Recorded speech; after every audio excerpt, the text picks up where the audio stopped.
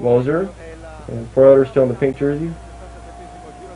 These here are some old archaeological ruins that were in Agropoli.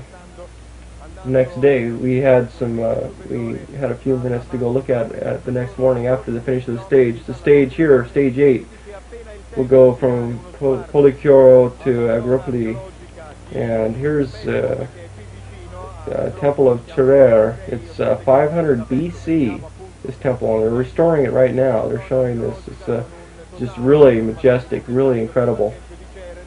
You don't get a lot of time to enjoy the view as you're riding along, though, do you? No, we after the next morning we had a late start, so we went and took a quick look at these. But to answer your question, the time bonuses, everything would still count in that one stage, including the prize money, which is why they were upset. And here's some more of the ruins here. It's just really incredible. These are some old of the Roman.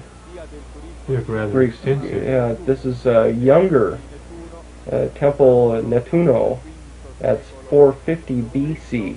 So it's somewhat better shape. And this is the one we came. The other one you couldn't look at because they were doing restoration. This one here, walked up right in, and is just incredibly, just really beautiful. It's really amazing that they did this. And another older temple off to the left there. But just incredibly beautiful. Just a really pretty area.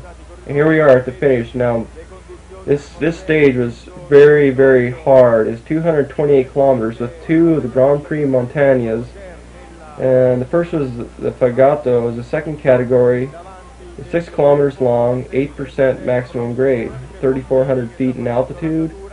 And the second was the Centinella, first category climb, which is 11 kilometers long, 8% grade, and 3,400 feet altitude also. So you had 6,800 feet of climbing in this particular stage. Exactly, and I'll tell you, we had these tremendous thunderstorms. If you watch closely here on the road, you'll see these huge raindrops hitting.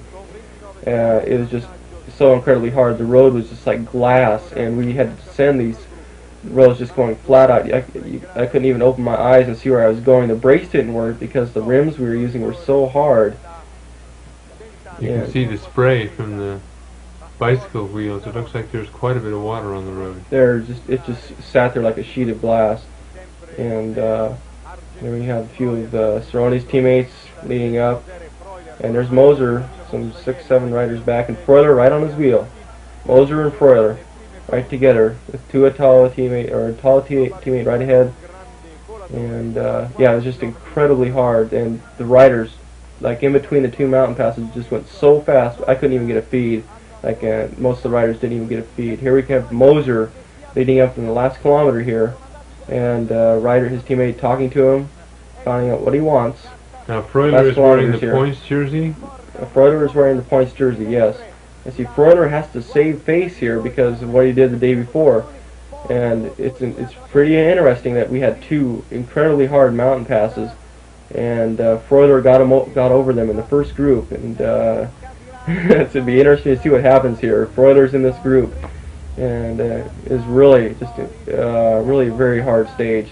A lot of hard headwind and this icy cold, just thunderstorms. Just really incredible. Now, do they normally ride with no other protection from the weather than? Well, usually, let's see. Well, there's Van de Velde. Usually in the stage, they'll have in every car, each rider will have a bag that they will be able to put their equipment in, like rain gear, leg warmers, arm warmers, and they'll send a domestique back, like Moser will send back a domestique. There's Moser with Freuler on his wheel still.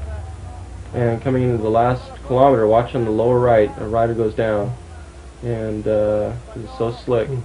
But they'll send a domestique back if they need something to get something from the follow car. And that way they can stay protected. Or if they want to take off clothing, they'll give it to the domestique and send the domestique back to the car to put it in the car for them. Mm-hmm. So you see riders. Here we are coming up to the sprint finish. It's been 228 kilometers. And where's Moser? Moser's on the right, and Freuler is still right on his wheel. Freuler's there. That's right. See, Moser had to do a lot of work to catch an early break in between the 2 mountain passes. That's why the pace is so high. And see, Moser didn't get any help from any of the other team leaders, such as Byzantini. There goes Freuler. And Moser's hanging in there. Freuler takes it. He's redeemed himself. Moser takes third for another small time bonus. Now, why do you say redeemed himself? Well, because a lot of people look down on his win the day before as very shallow, demeaning, because it was a protest and that he shouldn't have done it. Oh, so this is a good win. This is a win that he had to kind of reprove himself to kind of say that, well, okay, I'm sorry, guys. I didn't mean to do that, really, but... that it wasn't a fluke the day before and that he can win a yeah, regular right, sprint. Exactly, especially such a difficult one, because it was a difficult day. It was very hard. Just horrible conditions, really bad. There's Moser again, and he's acknowledging Freuler.